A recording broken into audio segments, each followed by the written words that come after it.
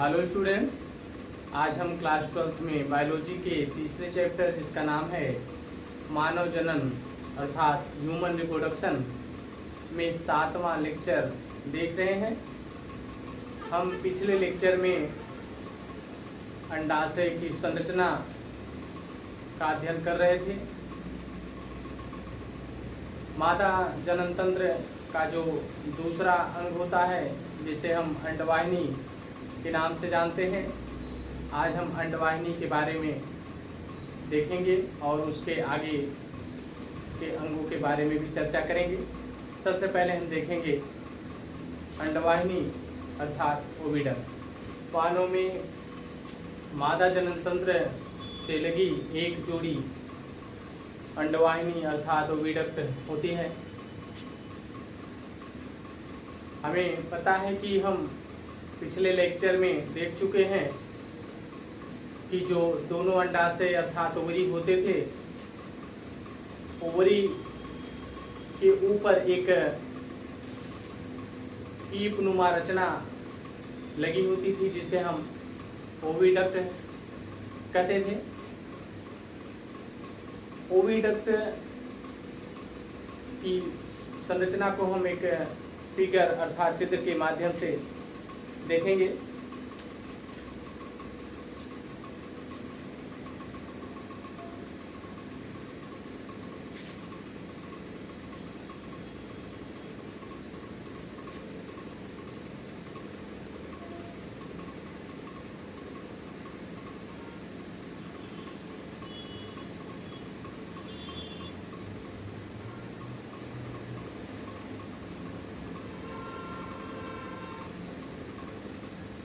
यहाँ पर दोनों अंडवाहिनियां अर्थात ओविडक्ट की संरचना में हम देखते हैं कि ये जो इसका प्रारंभिक भाग होता है, जो अंडाशय का आधा भाग ढके रहता है या फिर अंडाशय के समीप होता है, वह एक रोम नुमा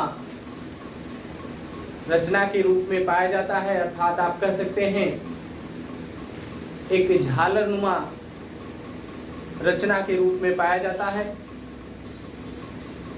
जिसमें इसकी भित्तियां आगे की ओर बढ़कर एक झालर नुमा रचना का निर्माण करती हैं, जो चारों ओर से अंडाशय को घेरे रहता है या उसके समीप उपस्थित होता है। इसी रचना को ही हम फिम्ब्रिएटेड फनेल और इनफंडिबुलम कहते हैं। इसके पीछे का जो कीप अर्थात कुप्पी के समान जो भाग होता है, उस पूरे भाग को हम फैलोपियन ट्यूब अर्थात यूटेरिन, जिसे आप फैलोपियन नली भी कहते हैं, ये जो फैलोपियन नली होती है, इसके प्रारंभिक भाग की बात करें तो प्रारंभिक भाग जो फिम्ब्रिएटेड फनेल के समीप चौड़ा, परंतु यह पीछे की ओर सकरा होता है। इस भाग को हम एम्पुला कहते हैं, परंतु एम्पुला के पीछे का जो भाग होता है वो अत्यंत सकरा होता है। यह अत्यंत सकरा भाग ही गर्भाशय से जुड़ा होता है। अर्थात आप कह सकते हैं यह गर्भाशय अर्थात यूटरस में खुलता है। यही सकरा भाग स्थमस कहलाता है। कहते हैं अंडवाहिनी की लंबाई लगभग 8 से 10 सेंटीमीटर होती है। अर्थात ये 8 से 10 सेमी लंबी होती है। और एक बात बताएं, ये जो अंडवाहिनी होती है अंडाशय के समान मीसोवेरियन मिसेंट्री द्वारा श्रोणि गुहा की भित्तियों से जुड़ी होती है, अर्थात अपने स्थान पर स्थिर रहती है। अगर हम इसके उत्तकीय संरचना अर्थात आंतरिक संरचना की बात करें तो इसकी आंतरिक संरचना में यह बाहर से भीतर की ओर 3 परतों में बटी होती है, जिसमें एक बाहरी स्तर होता है, एक मध्य स्तर होता है और एक भीतरी स्तर होता है। अगर इसके भीतरी स्तर अर्थात इनर लेयर की बात करें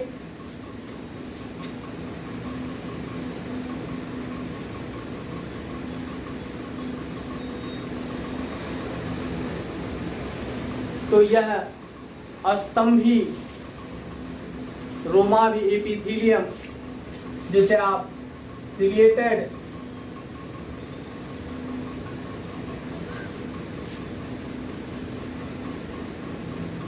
कॉल्यूनर एपिथेलियम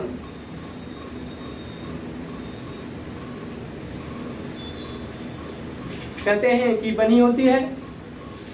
यह जो रोमावी स्तंभाकार एपिथेलियम होती है, इस एपिथेलियम स्तर की कुछ कोशिकाएं स्रावी होती हैं, अर्थात कुछ सेल्स इसकी स्रावण का कार्य करती हैं, सिक्रीशन करती है। इसमें उपस्थित अंडाणुओं का पोषण होता रहता है।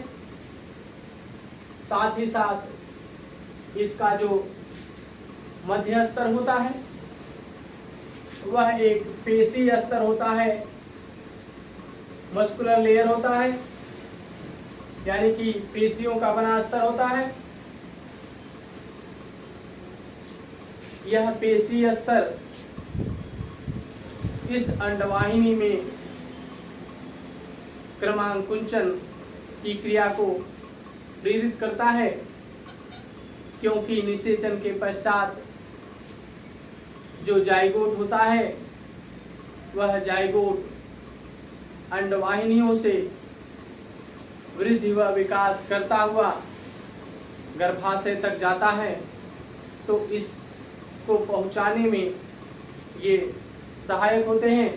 इसमें सबसे बाहर की ओर एक सीरमी कला अर्थात सेरोसा की परत पाई जाती है। ये जो अंडवाहिनी होती है अर्थात जो ओविडक्ट होता है, इसके कार्य की चर्चा करें तो हमने पहले भी आपको बता दिया है कि इसका कार्य मूल रूप से अंडाणु को गर्भाशय तक पहुंचाने, साथ ही साथ यहाँ पर प्रारंभिक अवस्था के भ्रूणीय विकास की प्रक्रिया भी संपन्न होती है। यहाँ पर आए हुए अंडाणु का पोषण भी होता है, जिससे कि अंडाणु निषेचन के पश्चात लंबे समय तक सक्रिय रह सके और भ्रूणीय विकास कर सके। इसके पश्चात हम गर्भाशय अर्थात यूट्रस के बारे में जानेंगे।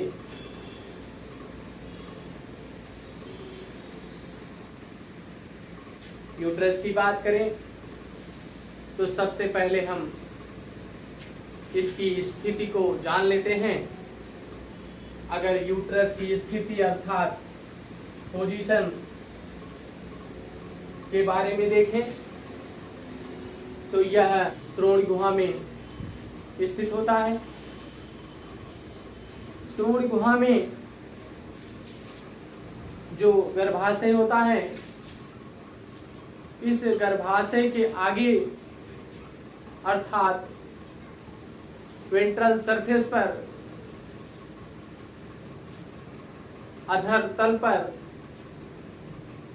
मूत्राशय अर्थात यूरिनरी ब्लैडर व पीछे अर्थात पृष्ठतल पोस्टीरियर सरफेस पर रेक्टम अर्थात मलाशय स्थित होता है। अगर हम इसके साइज और शेप की बात करें तो गर्भाशय अर्थात यूट्रस लगभग 7.5 अर्थात 7.5 सेमी लंबा, लगभग 3 सेमी मोटा और लगभग 5 सेंटीमीटर चौड़ा होता है। यह जो यूट्रस होता है अर्थात गर्भाशय होता है, इसकी संरचना को अगर हम देखें तो यह एक खोखला शंक्वाकार आकृति का होता है, जिसमें ऊपरी भाग चौड़ा और निचला भाग सकरा होता है। इसे हम एक आरेख के माध्यम से समझते हैं।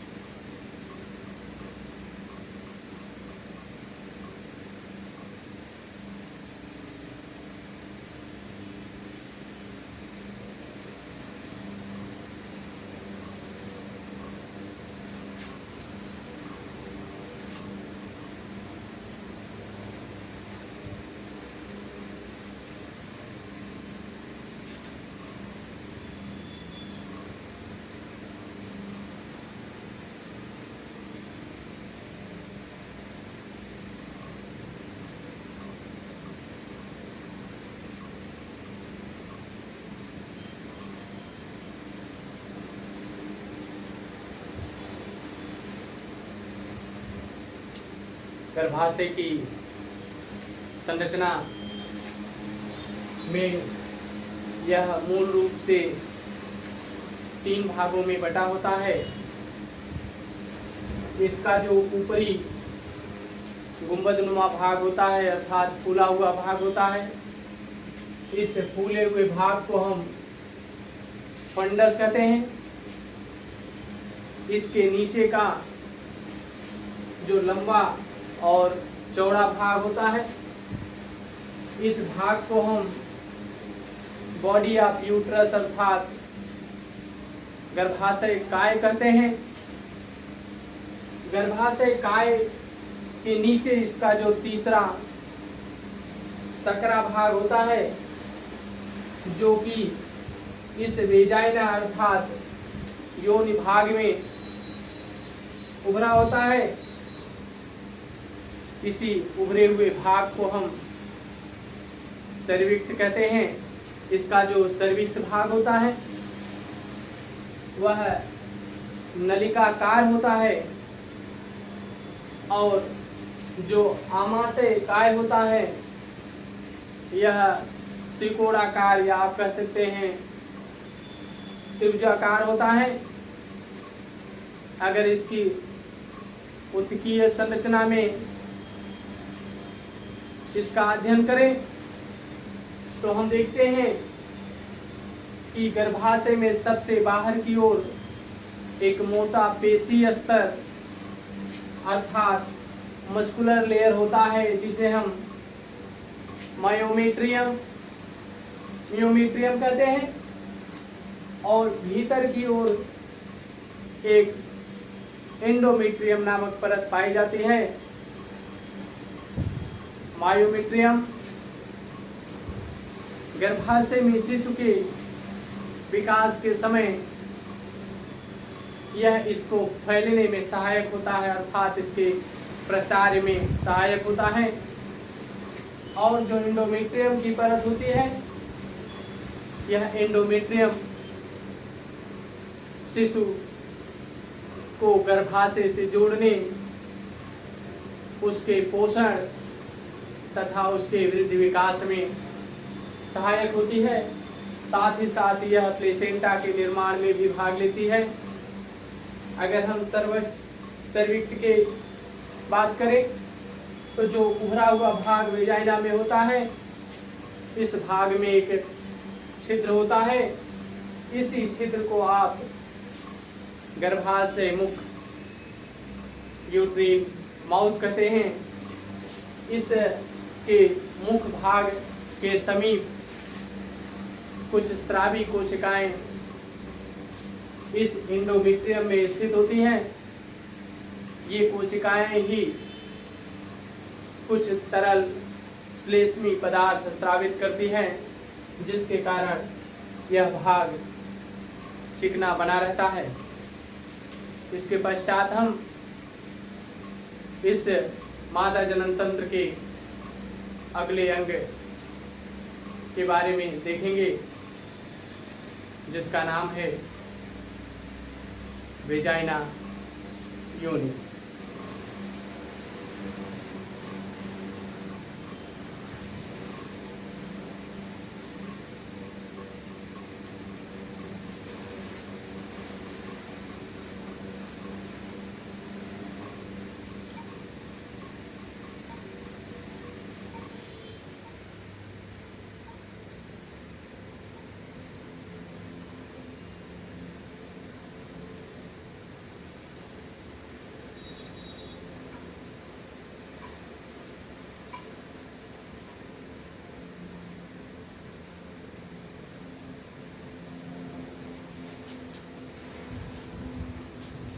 अगर हम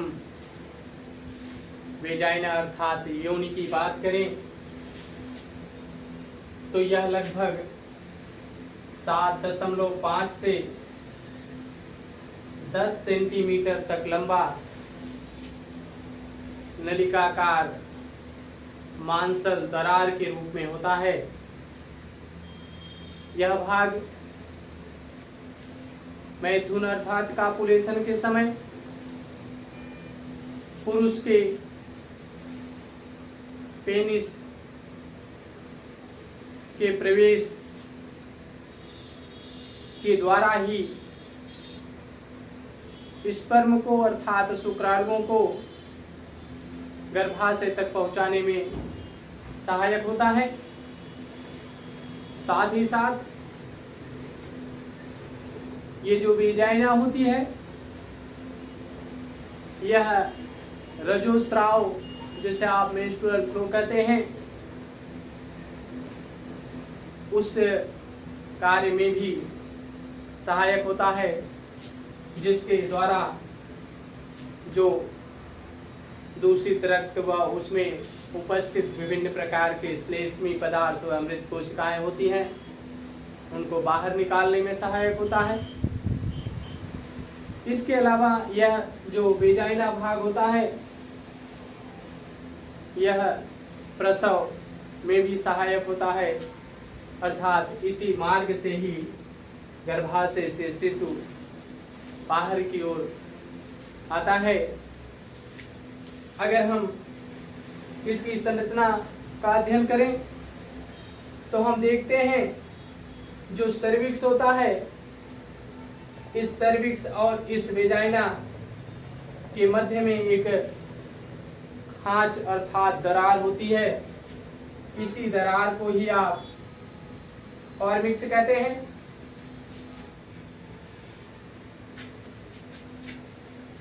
अगर इस वेजाइना की दीवार अर्थात भित्ति की संरचना की बात करें तो इसका जो भीतरी स्तर होता है, इसके भीतरी स्तर को हम म्यूकोसा अर्थात श्लेष्मिका कहते हैं, या आप कह सकते हैं कि इसका भीतरी स्तर म्यूकोसा होता है।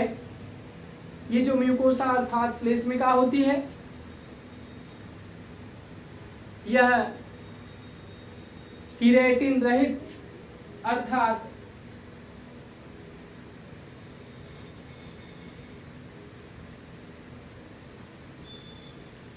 नॉन केराटिनाइज्ड, अस्तरित, स्ट्रेटिफाइड इपिथीलियम की बनी होती है। ये जो श्लेष्मिका होती है, इस श्लेष्मिका की भीतरी सतह पर अनेक अनुप्रस्थ उभार, अर्थात आप कह सकते हैं इसकी भीतरी सतह पर ये जो श्लेष्मिका होती है यह अनेक अनुप्रस्थ उभार का निर्माण करती है। इन्हीं उभारों की ही हम रियूज वलिया कहते हैं। यह वलिया अर्थात रियूज इसके प्रसार में सहायक होते हैं, अर्थात इसको फैलने में सहायक होते हैं। अगर हम इसकी भित्तियों में देखें तो जो इसकी म्यूकोसा अर्थात श्लेष्मिका की भित्ति होती है, इसमें प्रचुर मात्रा में ग्लाइकोजन का संचय होता है। यह जो ग्लाइकोजन होता है इसके कारण ही इस वेजाइना मार्ग में बैक्टीरिया, जिसे आप लैक्टोबैसिलस के नाम से जानते हैं, पाए जाते हैं। ये इस ग्लाइकोजन का विखंडन करते हैं। दूसरी चीज, ये जो सर्विक्स है, इस सर्विक्स की भित्तियों में उपस्थित जो स्रावी कोशिकाएं होती हैं, सिक्रेटरी सेल्स होती हैं, इनसे जो श्लेष्म स्रावित होता है वह श्लेष्म वेजाइना की पूरी भित्ति पर फैला होता है और इसी लैक्टोबैसिलस जीवाणु के कारण ही यह पूरा श्लेष्म अम्लीय होता है। यह अम्लीयता इस वेजाइना की भित्ति की सुरक्षा के लिए तो सहायक होती है, अर्थात लाभप्रद होती है, सुरक्षा का कार्य करती है अन्य जीवाणुओं से, अन्य विषाणुओं से, संक्रमण से, परंतु यह शुक्राणुओं के लिए अर्थात स्पर्म के लिए हानिकारक होती है। इस अम्लीयता की समाप्ति सीमेन की क्षारीयता से होती है। ये जो योनि होता है, यह दोनों जांघ जो होते हैं स्त्रियों में, इन जांघों के मध्य एक दरार या छिद्र के रूप में बाहर की ओर खुलता है। इसी छिद्र को ही आप योनि छिद्र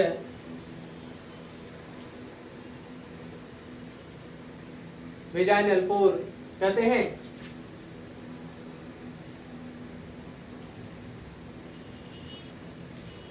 वेजाइनल पोर कहते हैं।